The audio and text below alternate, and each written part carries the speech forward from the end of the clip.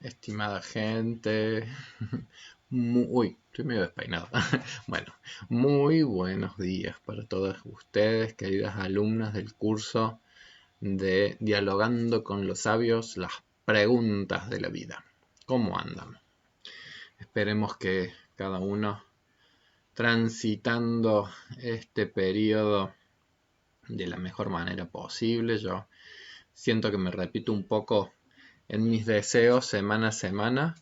Eh, pero bueno, también, como todos, con momentos en donde el humor sube y por ahí se renuevan las esperanzas, momentos en donde el humor baja y se renuevan las frustraciones. Qué, qué difícil que es lo que estamos viviendo. Y sin embargo, yo por ahí pensaba, ahora cuando conozcamos un poco que vamos a empezar justamente, se me ocurrió ya empezar en la clase de hoy, a conocer un poco más de la vida y de la obra de Don Viktor Frankl, quizás podamos empezar a relativizar el monto de sufrimiento o eh, el monto de dificultad que estamos atravesando en este momento, y cuando conozcamos esta vida, esta obra y su testimonio, uno hasta puede tomar la realidad actual eh, también desde otra perspectiva. Y tal vez eh, haciendo un esfuerzo que tenga que ver con tratar de encontrar también algún sentido a todo lo que va aconteciendo, más allá de que no deja de ser una desgracia, como quien dice. Igual que en la vida de Viktor Frankl, también la desgracia estuvo absolutamente presente. He tomado esa decisión como de que empecemos ya a trabajar en esta parte del curso con uno de los sabios con los cuales yo decía va a ser interesante ir conociendo su obra, su pensamiento y en este caso en particular también su vida. ¿Sí? Viktor Frankl es un psiquiatra que atravesó por los campos de concentración en las épocas de la Alemania nazi y que tiene una obra muy conocida que se llama El hombre en busca del sentido. Y en este curso nosotros, como creo que lo había anunciado yo al principio del curso, trabajamos un poco con esta obra eh, y bueno, y así lo vamos a ir conociendo a él. Nos va a relatar algunas de las experiencias que él vive y al mismo tiempo cómo esas experiencias que él vive lo ayudan a elaborar una visión teórica del mundo bueno, constituyen parte de lo que él también llegó a ser. Cuando yo decía que la sabiduría tiene que ver con el sabor y con cómo uno ha ido capitalizando ciertas experiencias, vaya que si este señor capitalizó una experiencia tan nefasta y tan horrorosa como fue el haber atravesado campos de concentración, y las cosas que cuenta en el libro son realmente en algunos aspectos escalofriantes, como quien dice, y en otros aspectos profundamente reflexivo de aspectos que hacen a la condición humana. Entonces, bueno, ojalá que sea fuente de reflexiones y de preguntas este texto que vamos a compartir. Que por supuesto es una obra muy extensa, muy larga, entonces yo lo que he hecho es, como quien dice, seleccionar algunas partes que nos van a servir también de disparador para otras preguntas significativas, ¿sí? Voy a arrancar por leer el prefacio del libro, del libro que no lo escribe él, sino que lo escribe otro, otro psicólogo, para que nos vayamos adentrando de a poquito en su obra y lo vayamos como conociendo. Y después también la idea hoy va a ser poder incluso ver una entrevista que le hacen a Viktor Frankl ya de persona mayor, cuando vivían y trabajaba en los Estados Unidos, en donde también expone algunas de sus ideas. ¿Sí? Bueno, arranca el prefacio en los siguientes términos. Voy a agrandarlo para alcanzar a leerlo. El doctor Viktor Frankl, psiquiatra y escritor, suele preguntar a sus pacientes aquejados de múltiples padecimientos, más o menos importantes, ¿por qué no se suicida usted? Wow, aparece mi cara un poquito porque yo siempre que leo esto en el curso voy despacio, porque no es una pregunta, no es una pregunta menor. Va al hueso.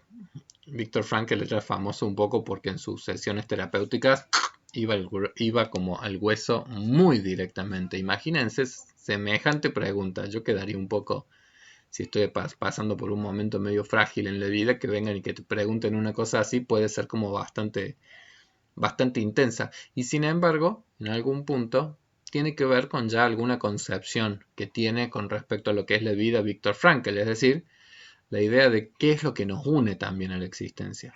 Es decir, qué es lo que nos une, qué cosas son las que les están otorgando sentido constantemente a nuestra vida, como para que uno no tome una decisión como la de quitársela, como quien dice, ¿sí? Así que así era el arranque de muchas de las sesiones terapéuticas de Don Viktor Frankl. Bueno, ¿y usted por qué no se suicida? Y muchas veces de las respuestas extrae una orientación para la psicoterapia a aplicar. A este lo que le ata a la vida son los hijos. Al otro, un talento, una habilidad sin explotar.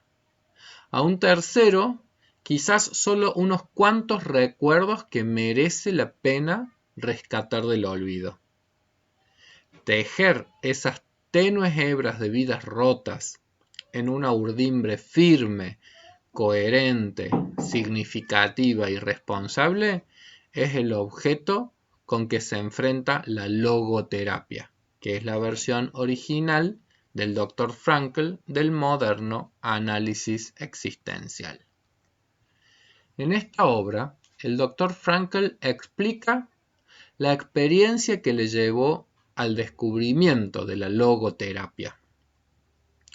Prisionero durante mucho tiempo en los bestiales campos de concentración, él mismo sintió en su propio ser lo que significaba una existencia desnuda.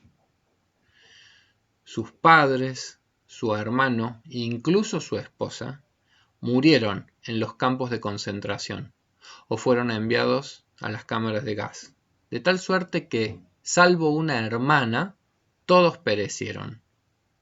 ¿Cómo pudo él, que todo lo había perdido, que había visto destruir todo lo que valía la pena, que padeció hambre, frío, brutalidades sin fin, que tantas veces estuvo a punto del exterminio, cómo pudo aceptar que la vida fuera digna de vivirla?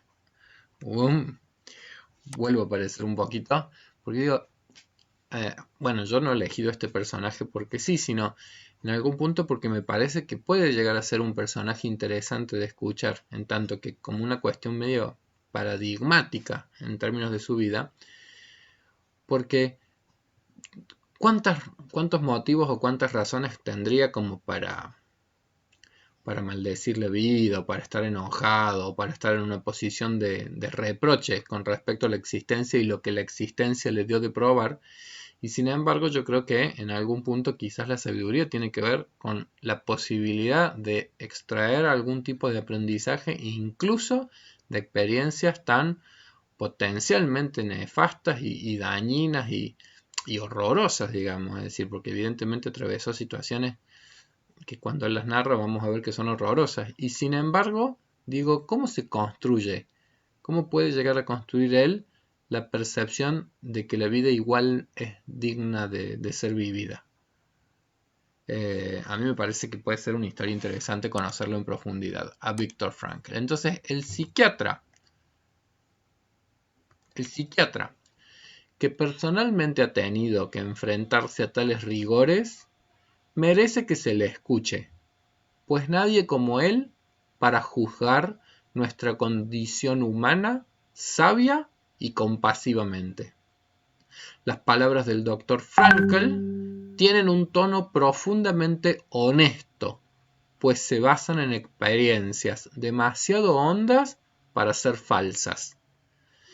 Dado el cargo que hoy ocupa en la Facultad de Medicina de Viena y el renombre que han alcanzado las clínicas de logoterapia que actualmente van desarrollándose en los distintos países, tomando como modelo su famosa Policlínica Neurológica de Viena, lo que el Dr. Frankl tiene que decir adquiere todavía mayor prestigio.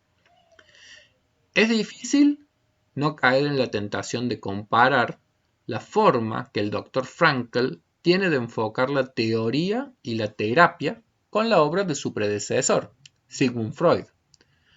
Ambos doctores se aplican primordialmente a estudiar la naturaleza y cura de las neurosis. Para Freud, la raíz de esta angustiosa enfermedad está en la ansiedad que se fundamenta en motivos conflictivos e inconscientes.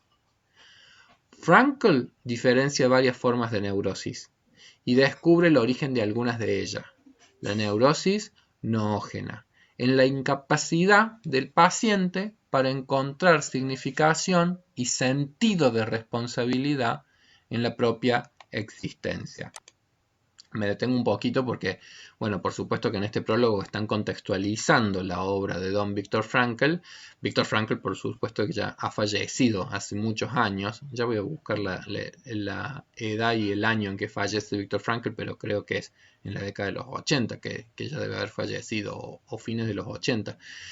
Pero bueno, él como autor, digamos, se entronca dentro de lo que son las escuelas de Viena, del mismo lugar en donde trabajaba Sigmund Freud, pero digo, tienen diferencias conceptuales, al mismo tiempo que tienen puntos de mucho contacto. De hecho, en ambas terapias, tanto en la terapia psicoanalítica como en la logoterapia, que logo de hecho significa justamente palabra, en ambas perspectivas conceptuales se le da muchísima importancia al lenguaje y a la palabra como el modo para poder expresar, poder enunciar, poder empezar a ir haciendo manifiesto también conflictos que están en un modo latente. Entonces hay como una confianza muy grande de que la palabra puede llegar a ser como la vía regia para un proceso terapéutico, para que la palabra vaya logrando como significar justamente, vaya logrando encontrarle un sentido a algunas experiencias,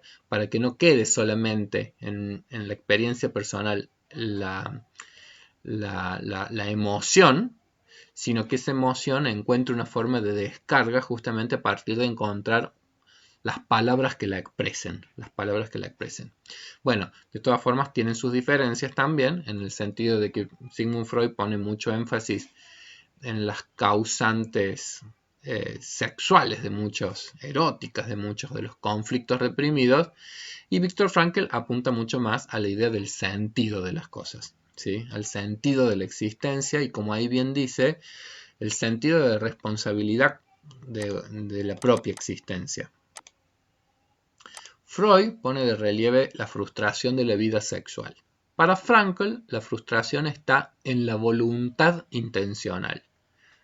Se da en la Europa actual una marcada tendencia a alejarse de Freud y una aceptación muy extendida del análisis existencial que toma distintas formas, más o menos afines, siendo una de ellas la escuela de la logoterapia. Es característico del abierto talante de Frankl el no repudiar a Freud. Antes bien, construye sobre sus aportaciones. Tampoco se enfrenta a las demás modalidades de la terapia existencial, sino que celebra gustoso su parentesco con ellas. El presente relato, aun siendo breve, está elaborado con arte y garra. Yo lo he leído 2 veces de un tirón, incapaz de desprenderme de su hechizo. En alguna parte, hacia la mitad del libro, Frankl presenta su propia filosofía de la logoterapia. Lo hace como sin solución de continuidad y tan quedamente que solo cuando ha terminado el libro el lector se percata de que está ante un ensayo profundo y no ante un relato más, forzosamente, sobre campos de concentración. Es mucho lo que el lector aprende de este fragmento autobiográfico. Aprende lo que hace un ser humano cuando de pronto se da cuenta de que no tiene nada que perder excepto su ridícula vida desnuda.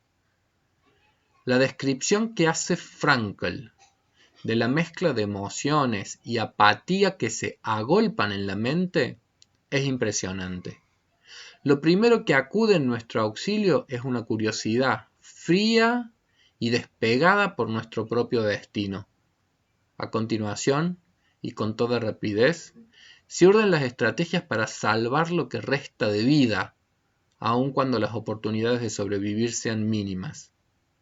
El hambre, la humillación y la sorda cólera ante la injusticia se hacen tolerables a través de las imágenes entrañables de las personas amadas, de la religión, de un tenaz sentido del humor e incluso de un vislumbrar la belleza estimulante de la naturaleza. Un árbol, una puesta de sol. Pero estos momentos de alivio no determinan la voluntad de vivir, si es que no contribuyen a aumentar en el prisionero la noción de lo insensato de su sufrimiento. Y es en este punto donde encontramos el tema central del existencialismo. Vivir es sufrir. Sobrevivir es hallarle sentido al sufrimiento. Si la vida tiene algún objeto, este no puede ser otro que el de sufrir y morir. Pero nadie puede decirle a nadie en qué consiste ese objeto. Cada uno debe hallarlo por sí mismo y aceptar la responsabilidad que su respuesta le dicta. Si triunfa en el empeño, seguirá desarrollándose a pesar de todas las indignidades. Frankl gusta de citar a Nietzsche: quien tiene un porqué para vivir, encontrará casi siempre el cómo vivir. Encontrará casi siempre el cómo. En el campo de concentración, todas las circunstancias conspiran para conseguir que el prisionero pierda sus asideros. Todas las metas de la vida familiar han sido arrancadas de cuajo. Lo único que resta es la última de las libertades humanas, la capacidad de elegir la actitud ante un conjunto de circunstancias.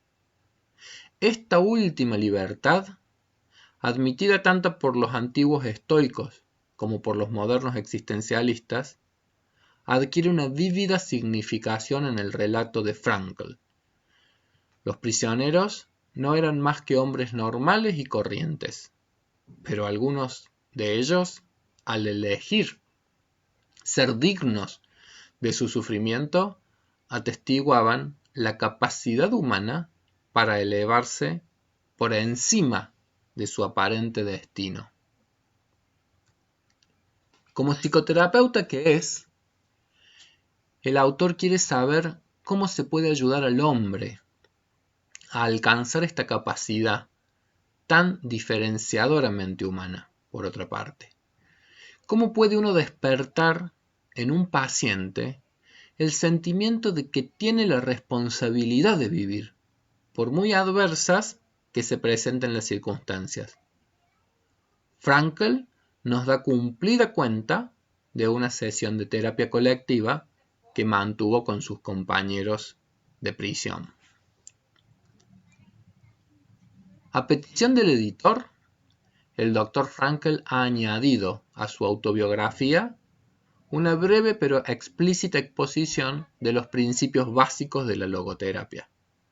Hasta ahora, casi todas las publicaciones de esta tercera escuela vienesa de psicoterapia, son sus predecesoras las escuelas de Freud y de Adler, se han editado preferentemente en alemán, de modo que el lector acogerá con agrado este suplemento del Dr. Frankl a su relato personal.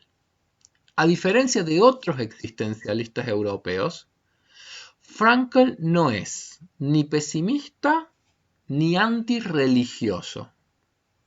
Antes, al contrario, para ser un autor que se enfrenta de lleno a la omnipresencia del sufrimiento y a las fuerzas del mal, adopta un punto de vista sorprendentemente esperanzador sobre la capacidad humana de trascender sus dificultades y de descubrir la verdad conveniente y orientadora. Recomiendo calurosamente esta pequeña obrita, por ser una joya de la narrativa dramática centrada en torno al más profundo de los problemas humanos. Su mérito es tanto literario como filosófico y ofrece una precisa introducción al movimiento psicológico más importante de nuestro tiempo. Todas esas son palabras de quien escribió este prefacio, que se llama Gordon Allport, profesor de psicología de la Universidad de Harvard, uno de los escritores y docentes más prestigiosos de los Estados Unidos, que publicó numerosas obras originales sobre psicología, director del Journal of Abnormal and Social Psychobiology. Precisamente a través de la labor pionera del profesor Allport, la trascendental teoría de Viktor Frankl se introduce en aquel país, Estados Unidos, y más aún el interés que ha despertado la logoterapia ha crecido a pasos agigantados debido en parte también a la reputación que Allport tenía en Estados Unidos. Entonces, vuelve un poquito mi cara. Pero bueno, ya un poco nos vamos introduciendo en la obra y en conocer quién fue Viktor Frankl. Que tiene una... Bueno, por supuesto que también es como muy elogioso todo lo que dice de él quien ha hecho este prefacio. Está claro que tiene una mirada de admiración hacia él. Aparecen las típicas rencillas que hay también al interior de las distintas corrientes de la psicología, los freudianos versus los franklianos versus los adlerianos, y la psicología, como cualquier campo, tiene sus narcisismos de pequeñas diferencias y sus luchas entre unas escuelas y otras escuelas. No le doy mayor importancia, no le doy mayor trascendencia. A mí, en lo personal, como en mi formación, digamos, como psicólogo, me ha sido de muchísima utilidad leer cosas muy distintas y muy diversas, y está en uno poder después hacer una lectura crítica y quedarse, como quien dice, con lo más interesante de los aportes que cada uno de los autores tienen para dar, de repente sin caer en los dogmatismos, que ya hemos hablado de esos temas, de los dogmatismos como de defender ciertas escuelas psicológicas como si fuesen, no sé, iglesias o grupos a los cuales uno tiene que afiliarse y prometer fidelidades. Bueno, por ahí en este prefacio aparecen un poquito esas rencillas, pero más allá de eso, que me parece absolutamente secundario, lo que sí me parece central en la obra de este autor, y que a mí me impactó mucho, bueno, me impactó mucho, digo, también un poco pensando en qué momento de mi vida lo leí, pero digo, yo a esta obra la leí cuando tendría aproximadamente 20 años. Entonces, con 20 años, con una historia de vida en donde yo no tengo ninguna gran tragedia ni dolor, ni personal ni familiar para narrar, a los 20 años descubrir esa historia en primera persona de campos de concentración, del atravesamiento de ese contexto, a mí me impactó como obra al ponerme en contacto, como quien dice, con la condición humana en todo su espectro.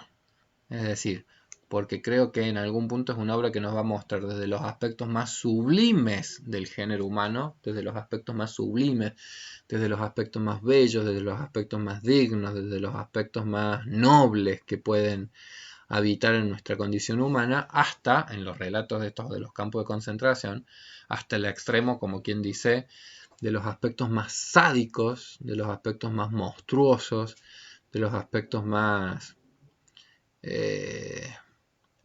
condenables, pero no por ello también profundamente humanos de nuestra condición, que es justamente, bueno, casi como que cuando lo que reina es todo lo contrario a la sabiduría, y cuando el mundo en algún punto está gobernado de modos en donde prima el rechazo, el desdén, el autoritarismo, la destrucción del otro, es decir, todo lo opuesto a las posibilidades más productivas y más constructivas de la condición humana. Entonces leerlo eso cuando tenía 21, 22 años, creo que a mí también me sirvió mucho para, para poner en relatividad, como quien dice, eh, las quejas humanas, es decir, ¿de qué nos quejamos? Incluso ahora mismo yo digo, yo no puedo quejarme de muchas cosas. La pandemia es hartante y todo lo demás. Y al mismo tiempo tengo un techo, tengo comida, tengo salud, tengo mi nena Bárbara, leo lo de Víctor Frankl. Entonces digo, eh, no estoy diciendo que no sea posible quejarse. No estoy diciendo eso. Estoy diciendo que quizás uno puede ver las cosas con perspectivas más amplias, o que por lo menos esta obra puede ayudar a pensar muchas situaciones humanas desde una perspectiva más amplia, desde una perspectiva tal vez más trascendente, desde una perspectiva que siempre ayuda, creo yo, Víctor Frankl, creo que siempre ayuda a desarrollar una mirada como bastante esperanzadora, aún en los contextos más difíciles, aún en momentos muy críticos y muy nefastos y muy desesperantes. Es como que él pone el pie en la fuerza de que aún en esas situaciones, y por lo que nos van a narrar incluso en algunas de sus experiencias, aún en esas situaciones tan críticas o tan terminales, aún ahí quizás la vida puede estar siendo significativa. Aún en momentos de mucho atravesamiento, de mucho sufrimiento, ese sufrimiento puede llegar a tener algún orden de sentido, de significado, y por lo tanto transformarse. Bueno, hay por supuesto que hacen la comparación de las obras de Viktor Frankl con otros existencialistas. ¿Sí? Es decir, el existencialismo justamente es como las corrientes filosóficas muy del siglo XX que se preguntaban profundamente por el sentido de las cosas. Y en algún punto los existencialistas tienen como también sus disputas conceptuales, desde los que tienen como perspectivas más pesimistas. Piensen ustedes en, qué sé yo, un filósofo como Søren Kierkegaard, que postula un poco esta idea de la muerte, entonces, ¿qué sentido tiene todo si uno en el final es como un ser destinado a morir y estamos atrapados? No me acuerdo si era cuál era el otro autor que hablaba de, bueno, el ser y la nada, de Jean-Paul Sartre, otro de los existencialistas también. Entonces todas las discusiones de nuestra existencia y nuestra no existencia, o el ser para la muerte de Heidegger, bueno, todas las corrientes de filósofos existencialistas eh, como que se preguntan mucho por cuál es el sentido de todas estas cosas. Pero creo que Viktor Frankl en algún punto es el que pone como alguna dosis como de esperanza a esa pregunta.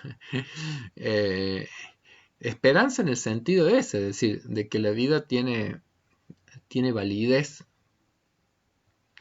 en tanto uno es capaz de asumirla. Y ya vamos a ver algunas de sus preguntas y sus reflexiones. Pero les voy a compartir entonces ahora un video que le hacen, en donde efectivamente hay como una entrevista que le hacen a él en un canal norteamericano cuando él ya es reconocido, digamos, en su trayectoria, y en donde en algún punto van a retomarse algunas de las cosas que él escribe en su libro. Se los comparto.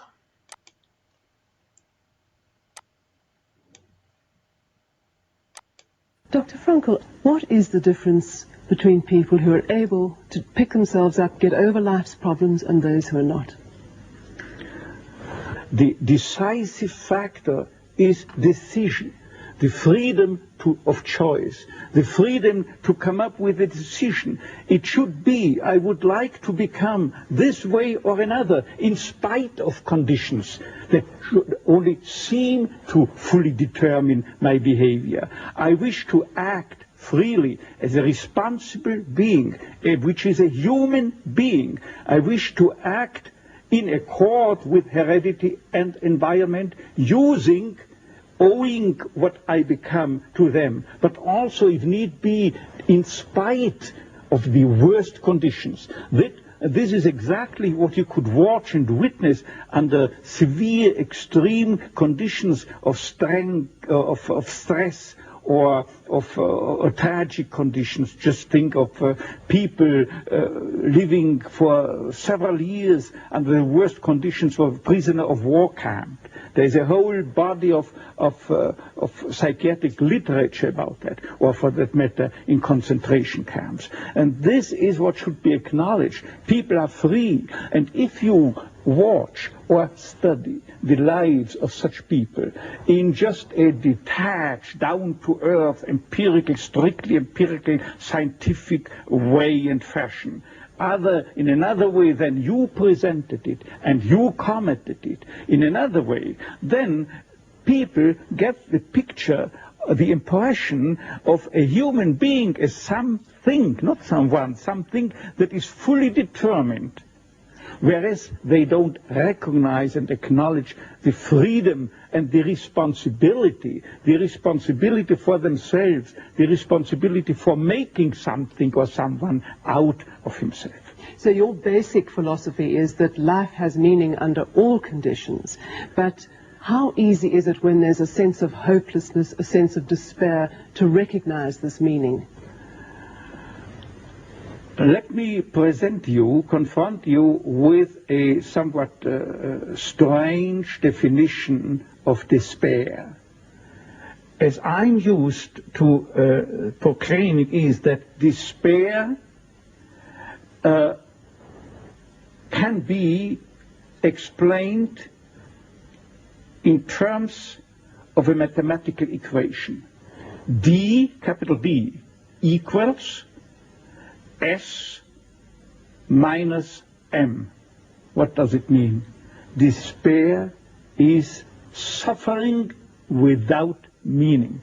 As long as an individual cannot see any meaning in his or her despair, he or she will certainly be prone to, in its suffering, I wanted to say, no meaning in the suffering, he or she will certainly be prone to despair and, under certain conditions, to suicide. But at the moment they can see a meaning in their suffering, they can mold it into an achievement, they can mold their predicament into an accomplishment on the human level.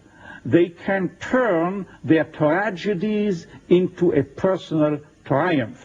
But they must know for what.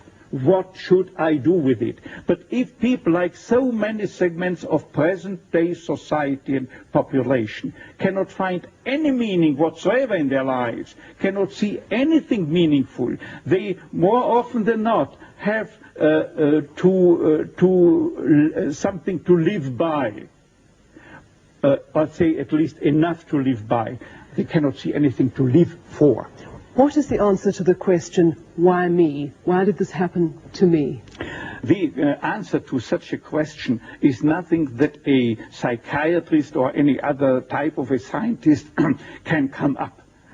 But I would not share the opinion of, say, Jean-Paul Sartre, who said we have to accept and to shoulder courageously, heroically, the absolute meaninglessness of our lives. But what I think is rather that what we have to accept is the incapacity of our humanness, the incapacity to recognize the ultimate meaning in intellectual or merely rational terms. This is the only thing we have to accept. But still, we may believe in an ultimate meaning, but to lead someone, say a patient, to eat the way for him to such a belief, to faith, is of course not the business or job to be carried out by a psychiatrist, but rather by a theologian. Tell me, to what extent do you feel we have choices in the things that befall us? Our freedom is a finite freedom, a limited freedom. That is to say, a human being is never fully free from conditions, be they of biological or psychological or sociological kind. But the ultimate freedom is always and remains always reserved to ourselves. That is the freedom to take a stand to whatever conditions might confront us. How we react to the unchangeable conditions is up to ourselves. In other words, if we cannot change a situation, we have always the last freedom to change our attitude to that situation. Dr. Frankl, give me an example of meaning that can be taken out of a situation of despair. I once received a letter from a young Texan student who told me his own story. At the age of 17 years, he had an accident when indulging to his diving sport.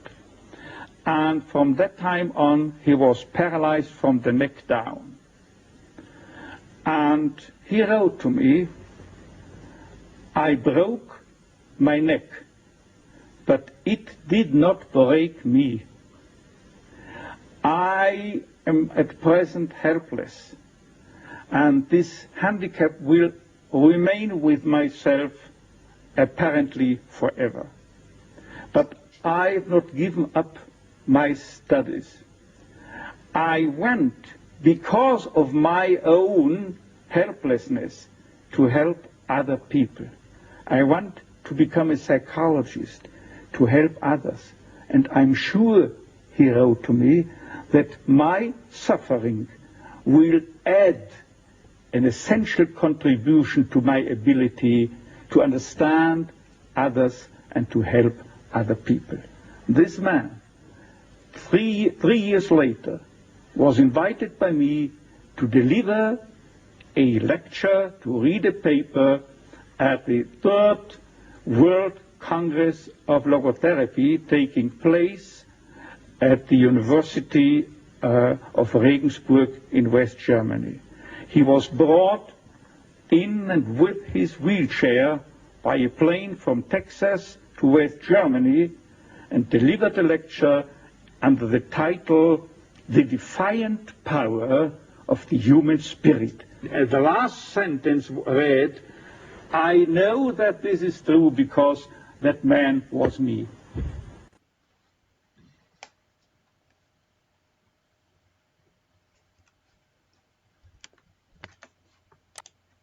Bueno, ¿qué tal? Es muy interesante ese videito. A mí me gusta mucho poder escuchar en las palabras de Don Viktor Frankl muchas de las definiciones que va dando y que nos ayudan, como eso que yo digo, no solamente en la lectura de su obra, sino que también en ese discurso.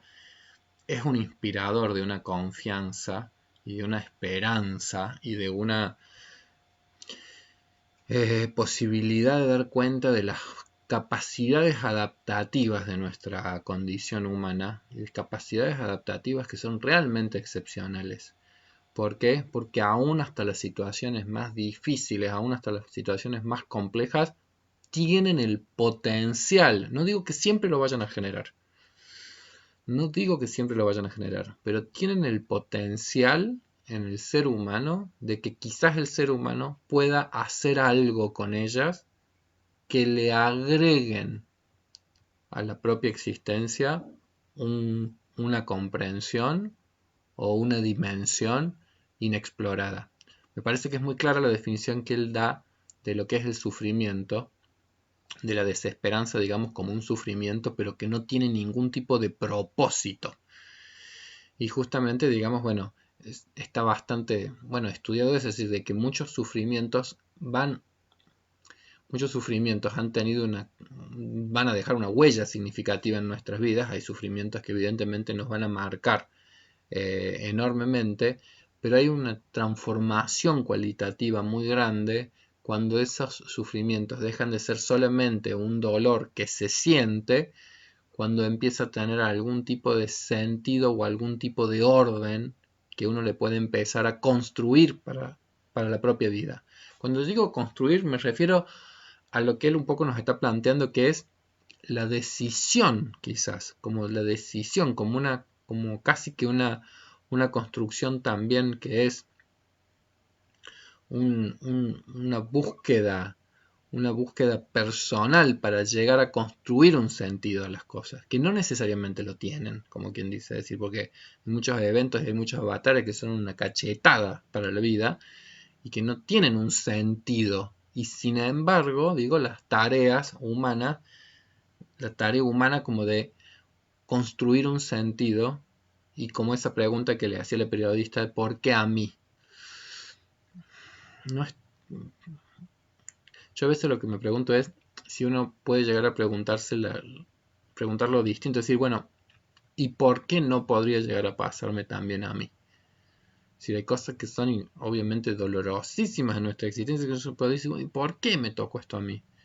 Y la otra pregunta es, bueno, ¿por qué podría no llegar a ocurrirme?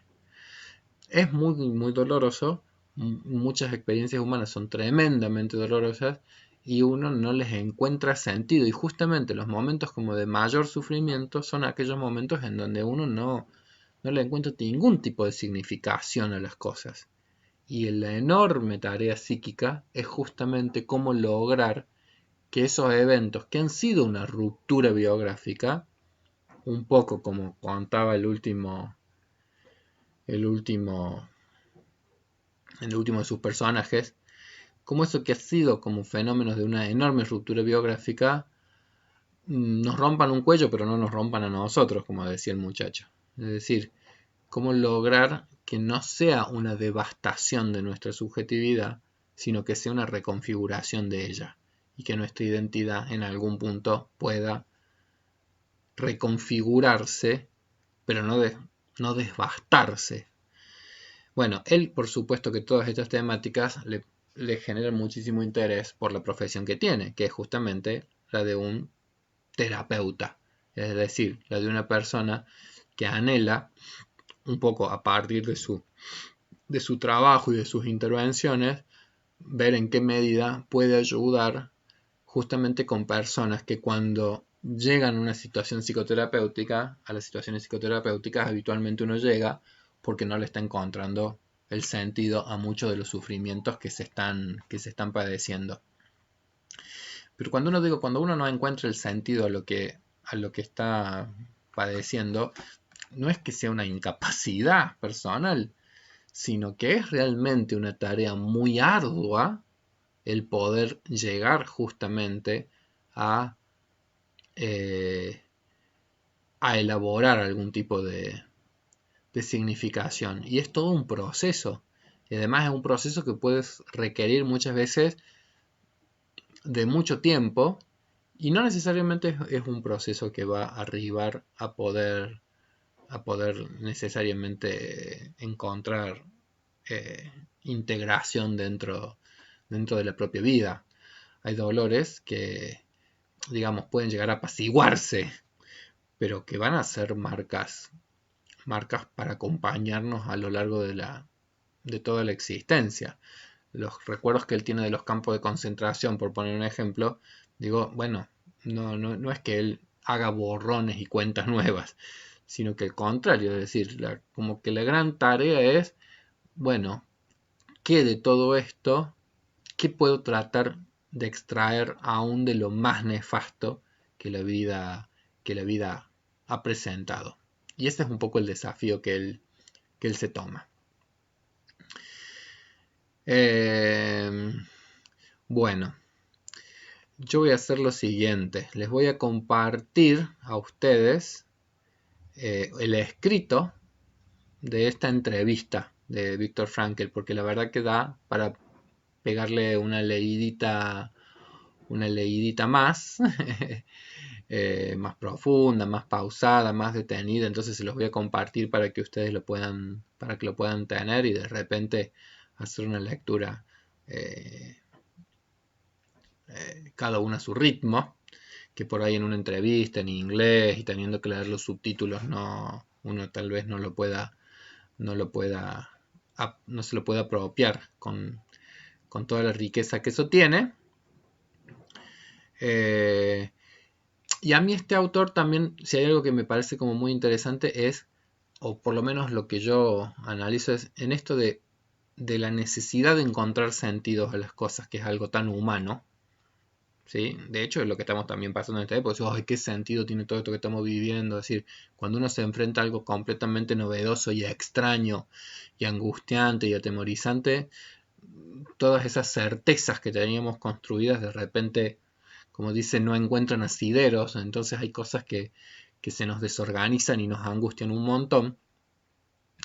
Pero si hay algo que creo que me ayudó a entender Viktor Frankl también es que a medida que nosotros tenemos mayor edad, es más fuerte la necesidad de sentido de las cosas que nosotros hacemos.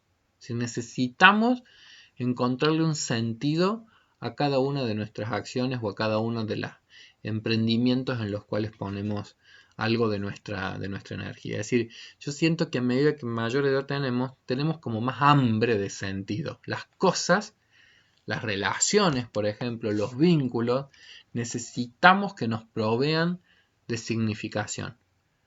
No estamos para perder el tiempo, sino que necesitamos que las cosas realmente nos proveen algún tipo de alimento de significación de las cosas.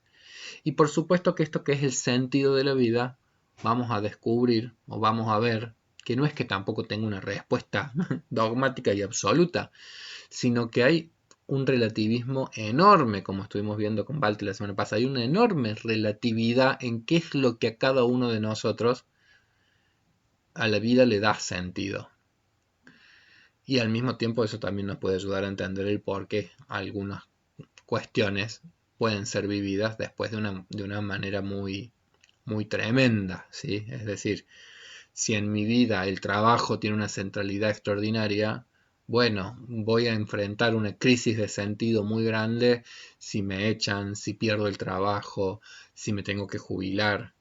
Y bueno, y en otras dimensiones, por supuesto, que en las vidas familiares o en las vidas amorosas también, si muchas de esas cuestiones tienen una centralidad muy grande, avatares difíciles en alguna de esas áreas pueden enfrentarnos justamente como con el sinsentido y con la insignificancia. Pero, insisto, la construcción del sentido tiene mucho que ver con una cuestión que es absolutamente singular. Singular, subjetiva, y me acuerdo también de un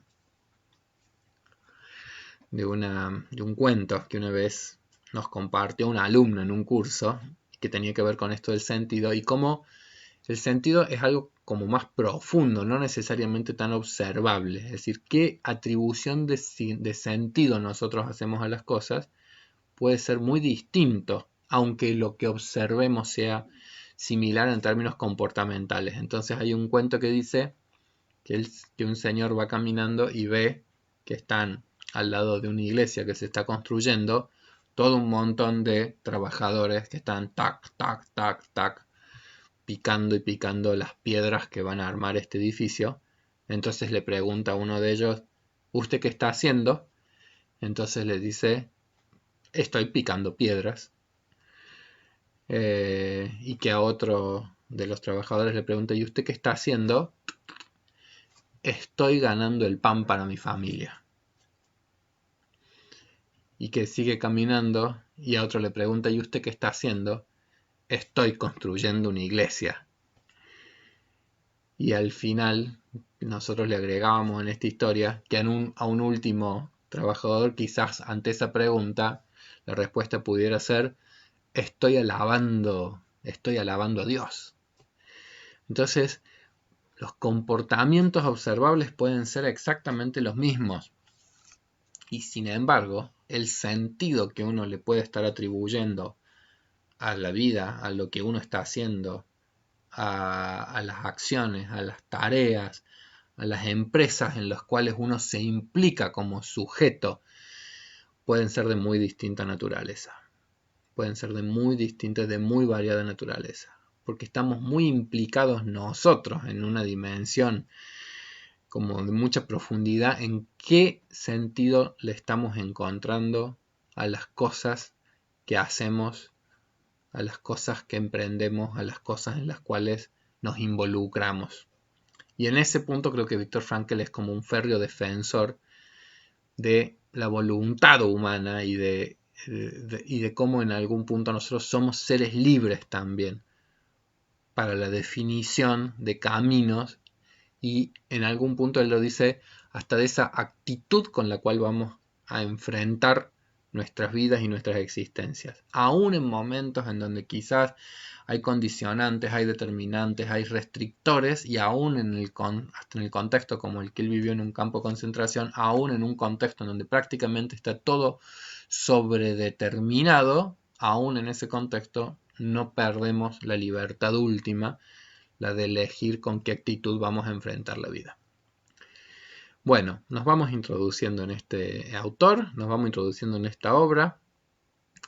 Hasta acá todo lo que yo voy a enunciar, pero les voy a compartir también para que ustedes puedan ver y seguir reflexionando estos temas, un cortometraje, una obra muy, muy bonita que se llama El circo de la mariposa.